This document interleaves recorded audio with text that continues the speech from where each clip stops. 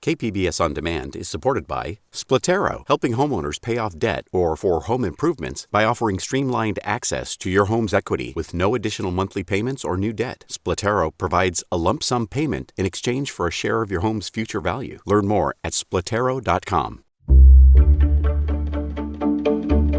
Good morning. I'm Annika Colbert. It's Thursday, March 3rd, the Test to Treat COVID-19 plan. We'll have more on that next, but first, let's do the headlines.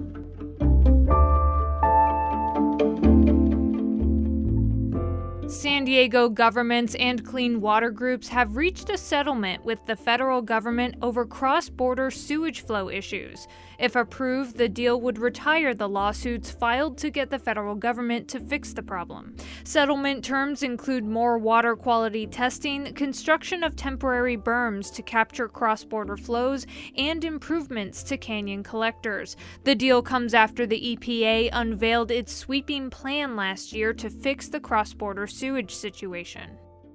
The County Board of Supervisors voted on Wednesday to spend nearly $143 million from 2023 Transnet funds for street projects. Planned projects include revamping a stretch of Coal Grade Road in Valley Center to improve traffic flow and add multi-use pedestrian and equestrian pathways, improvements to Dye Road in Ramona, and improvements to Ashwood Street corridor in Lakeside, addressing traffic safety, adding traffic signals, and pedestrian access, among other projects. Transnet funds come from a half-cent sales tax meant to pay for local transportation projects. Voters first approved the Transnet measure in 1988. A pair of storms are moving through Southern California over the next few days. They're expected to bring rain and mountain snow. A winter storm watch will be in effect for San Diego and Riverside County mountains starting late tonight through Sunday morning. The National Weather Service is forecasting up to 2 feet of snow above 6,000 feet and strong winds. From KPBS, you're listening to San Diego News Now. Stay with me for more of the local news you need. KPBS On Demand is supported by UC San Diego's Art Power, presenting cellist Joshua Roman, performing from his album Immunity, alongside music by J.S. Bach and more, Sunday, June 22nd at UC San Diego's Epstein Family Amphitheater. Reserve your tickets at artpower.ucsd.edu.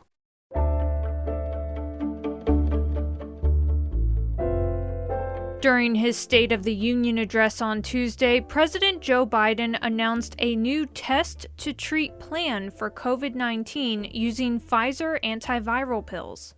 And now we're launching the test-to-treat initiative. So people can get tested at a pharmacy, and if they prove positive, receive the antiviral pills on the spot at no cost.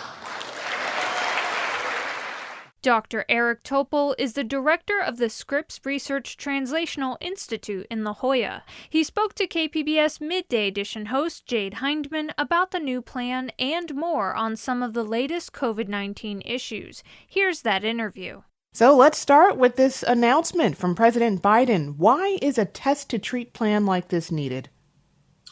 Well, this is a significant part of a new 96-page plan released today.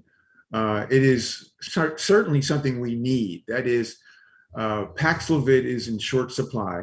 It is a very potent pill that's safe, that has a near 90% reduction in hospitalization. But when it gets into better supply, the plan is later this month, at least some of the stores, to have this test to treat loop available so that if you had symptoms of COVID, you could get a quick rapid test and a prescription for the 5-day treatment. This is great. It will be for high-risk people. Obviously, we'd also like it to be available right at home, where delivered to the person's home without having to go to the pharmacy, but it's a definite step in the right direction. So you mentioned that coordination. How well do you think this plan will work? It's something we want to do. It's a really innovative plan. It's one of the best things that has been initiated by the administration since the pandemic began. Its only real limitation is that the supply of the pills is so limited right now. As you mentioned, the test to treat plan is just one of the strategies the Biden administration is announcing as part of the national COVID-19 preparedness plan.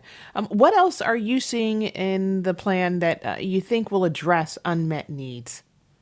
Well, there's many components, things like countering misinformation, which has never been taken seriously by our administration. There's better digital capture and surveillance that's planned. Things like a pan-coronavirus vaccine that we're working on at Scripps Research and many other academic centers in the country. These are some of the priorities laid out in the plan, and they're really important ones. Also this week, masking in the state is now recommended for everyone, regardless of vaccination status. CDC guidance on masking says to wear a mask indoors in public in communities with high rates of transmission, like we have in San Diego and Imperial counties. From your perspective, is recommending masks enough at this point? Well, Jade, you really nailed it, because we are a high transmission place right now in San Diego County. So the recommendation may not be strong enough, but hopefully people will have their own good sense to wear a mask indoors, particularly people who are vulnerable, of advanced age. Obviously, if they're immunocompromised, they're very sensitive to this issue. But we're not at a point to abandon masks, not in San Diego, not until the circulating virus is much lower than it is today. And California officials are touting a new plan for living with the pandemic. We've heard from local officials that we will prepare for COVID-19 the same way we prepare for cold and flu. Does the science on COVID-19 support this guidance? Well, I recently wrote in the LA Times that this is not really what we should be thinking about. Not only is there an enormous toll of long COVID, but that still is the threat of infections. We'd like to move on and get to some kind of semblance of pre-COVID life, but we need to continue to respect this virus, that it has been unpredictable in 2 years, and the last chapter of this virus still lies before us. So yes, it's good that we can make some adjustment, but we're looking at a quiescent phase, likely maybe a few months. But there's too many things, including animal reservoirs, immunocompromised people, lack of containment of the virus throughout the world. All these things lead to the generation of a new and significant variant in the months ahead. And that was Dr. Eric Topol, director of the Scripps Research Translational Institute in La Jolla. He was speaking with KPBS Midday Edition host Jade Hindman.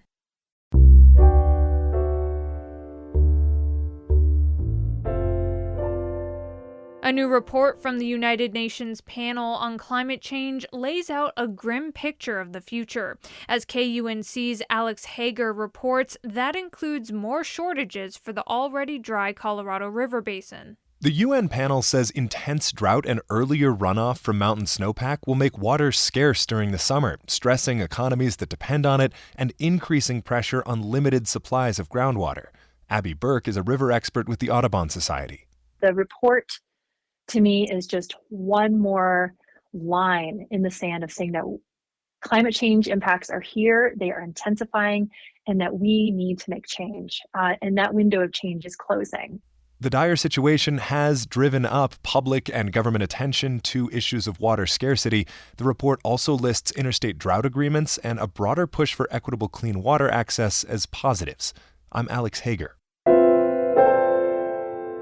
California has ambitious goals for making all new cars zero carbon emission.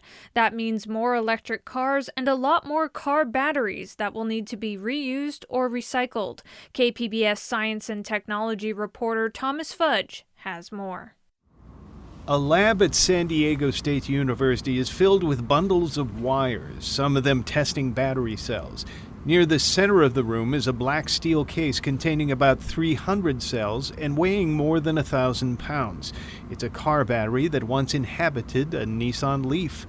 Now imagine about 1 million battery cases like that being dumped into California's waste and recycling stream every year, as electric vehicles and their batteries reach the end of their lives.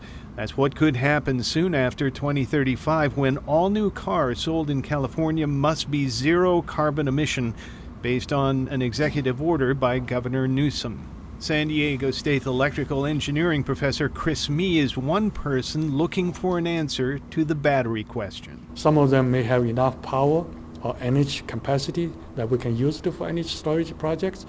Because if you extend the life for another 10 years, you delay the whole life cycle of those batteries, right? When Mee speaks about using the batteries for energy storage, he's talking about storing solar energy. That would turn car batteries into solar energy banks for businesses and agencies that can make withdrawals whenever the sun doesn't shine. Kevin Wood, professor of mechanical engineering at SDSU, is also working on the demonstration project that's funded by the California Energy Commission. He says lithium-ion car batteries are typically retired when an electric car loses that crucial mileage range. But the batteries still have 60 to 80% of their energy life left. So why don't we try and utilize those batteries, right? And use those systems that we already have in place, that there's no extra energy input required, right? And use those for grid scale energy storage. I mean, that's the idea. California is leading the way in the use of electric vehicles. The governor's office reports California has 10% of the nation's cars, but 40% of all zero-emission cars. Caroline Godkin is the Deputy Secretary for Environmental Policy at the Cal EPA, and for 2 years, she's been leading the Lithium-Ion Car Battery Advisory Group. Godkin says used-up EV car batteries are hazardous waste, and their elements ultimately need to be recycled even if they have a second life as an energy storage vessel. But there's another good reason to recycle them. As we think about our circular economy, and particularly the critical materials which are in these batteries, they're also a source of these critical materials to be put back into the manufacturing process. Those valuable materials include lithium, cobalt, nickel, and manganese, all of which have to be mined. Scientists Chris Mee and Kevin Wood say one key issue is finding a way to make battery reuse economically feasible. Wood says China exports newly minted lithium iron phosphate batteries. They're not as good as car batteries, but they're quite inexpensive and good enough to use for solar energy storage. Wood says it may not make sense to customers to buy a repurposed car battery when a new one from China will cost not much more. And we have to figure out how to minimize cost. Specifically when we're talking about grid scale storage, right? Sustainability and cost are two really, really important things. And they're not always correlated, right? Sustainability a lot of times costs more money. And the reality of the situation is cost a lot of times wins. Cal EPA's Car Battery Advisory Group expects to finalize its report on reuse and recycling of batteries this month. Then it'll be passed on to the California legislature with the expectation that new laws will follow. Some big questions remain, like who will be responsible for reusing and recycling these batteries? Wood says that is one of several challenging debates people will have to have before 2035, when all new cars in California will have to be zero carbon emission. Thomas Fudge, KPBS News.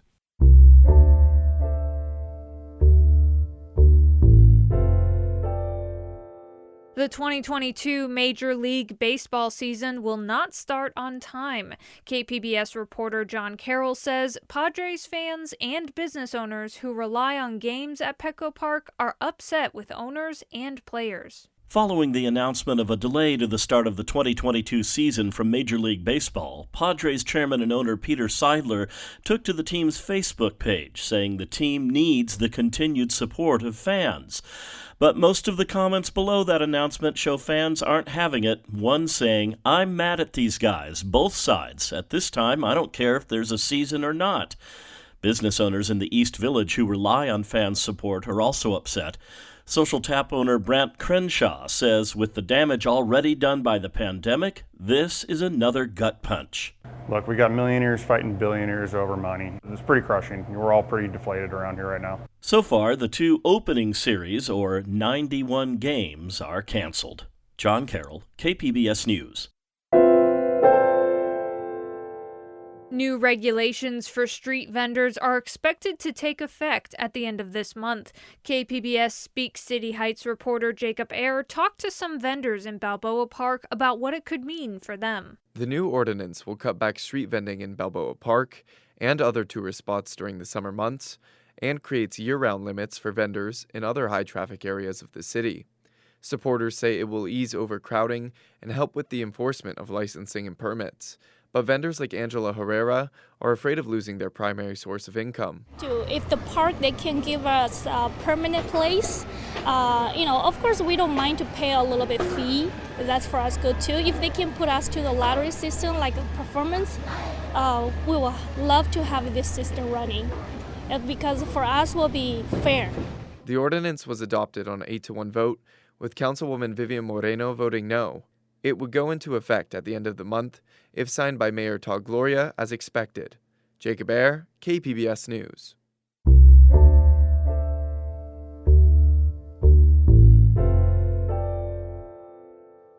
The Carlsbad flower fields are open. KPBS North County reporter Tanya Thorne has more. The Carlsbad flower fields have opened, and Fred Clark, the general manager, says he's excited to offer a colorful escape to visitors. You come here and you can't help but have a smile on your face, feel like your cares and worries are lifted off, at least for a little bit. The flower fields are open until Mother's Day from 9 a.m. to 6 p.m., and a time slot must be reserved online in advance for entry. No tickets will be sold at the door. Brett Schanzenbach with the Carlsbad Chamber of Commerce says retailers look forward to the window of business the flower fields bring in. It's feeding our restaurants, it's feeding our local hotels, it's feeding, the retailers in the area. It really does drive quite a bit of activity here. Tanya Thorne, KPBS News. Coming up, we go behind the scenes of La Jolla Playhouse's new musical that draws from Bhangra, an energetic and expressive folk dance. The music in Bangin' It has such a effervescence to it. It bubbles, it kind of sparks. That's next, just after the break.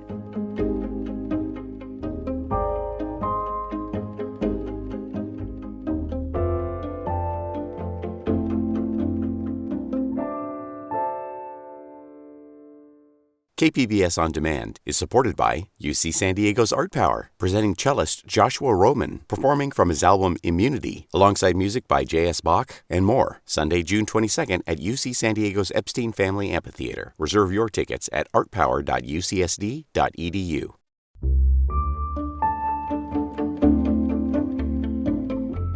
Next week, La Jolla Playhouse will host the world premiere of Bangin' It, a bangin' new musical. The play draws on competitive Bhangra, a dance style that mixes Indian and Western influences. KPBS arts reporter Beth Accomando spoke with the creative team behind the play. The metaphor of America being a melting pot suggests that the diverse cultures pouring into the U.S. must lose their individual identities in order to be blended into one homogeneous mixture. Perhaps pop culture provides a better analogy with its idea of a mashup. I'm like a big fan of the mashup. That's playwright Rihanna Lou Mirza. Her new musical, Bangin' It, mashes up diverse elements in a way that allows audiences to experience something fresh. Her husband, Michael Liu, co-wrote the play with her. It's a blend of classic Western musical theater and Indian and sort of Bhangra sound to it. The sound of it feels like it's our hive brain, and all of our influences kind of poured together, and yet I think it sounds very coherent. Director Stafford Arima agrees. We all work together to come to tell one story, and that is what makes the collaboration of a musical so enthralling, is even though we're coming at it from different points of view, we're all there to tell the story in the most succinct, in the most entertaining, and the most inspiring way. Lending inspiration to this show is Bhangra, a buoyant and energetic folk dance and type of music that originated in the Punjab region of northern India and Pakistan. In the play, Mary is a young woman who, not unlike playwright Lou Mirza, is mixed race. So she's white and Indian, and so in order to connect to her Indian culture, she's joined her college Bhangra team. Director Arima, who is mixed race and multinational, immediately connected with Mary's story. We all know what it feels like to not quite fit in, and it doesn't, matter if you're from the United States or from Canada or maybe you're from another country. It's a universal idea of how to find one's place. Mary uses dance as an expression of herself, her past, and her family. Bringing those elements together is another kind of mashup in the play, says co-writer Lou. Because we're constantly thinking about, as Asian American artists, like, should our plays reflect our background? What is the politics to what we're doing? And that actually felt like it lent itself to these intercollegiate teams that are doing Bhangra. Like, if we choose to blend in other forms like hip hop, like, what does that mean politically? And like, should we be doing the sort of traditional folk that came out of the Punjab region of India, or should we be doing our own thing because we're in the US? And all of those kinds of questions in a college team's echo chamber felt like it was ripe for marrying like a political, cultural inquiry to something that was just really joyous. The joy of Bhangra won Arima over. The music in Banganit has such a effervescence to it. Lou says Bhangra music is simply irresistible. When you hear that sound that you want to get dancing and your shoulders start popping, you start nodding your head. But one of the things that's really amazing about Bhangra tradition is that there's like this component of teaching newcomers basic moves. So there's a sense of inclusion that makes it feel accessible, like you're being invited to participate. And that's what the play hopes to do as well, to send a message of inclusivity on multiple levels. That excites choreographer Rejuta Vaidya. I'm working on a piece that is monumental for the South Asian community. We are really setting a standard for South Asian actors and the youth to know that there is a place for South Asians in the musical theater space.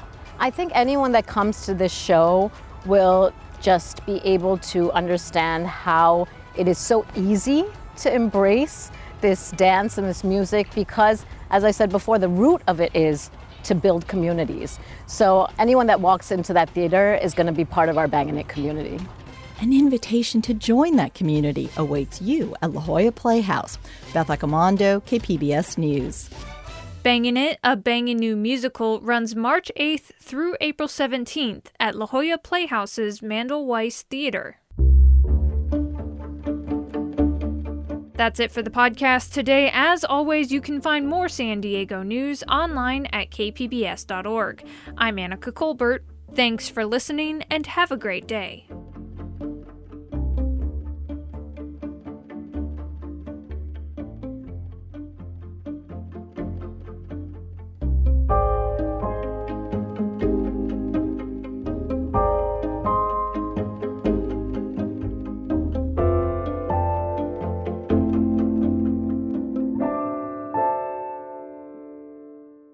KPBS On Demand is supported by UC San Diego's Art Power, presenting cellist Joshua Roman, performing from his album Immunity, alongside music by J.S. Bach and more. Sunday, June 22nd at UC San Diego's Epstein Family Amphitheater. Reserve your tickets at artpower.ucsd.edu.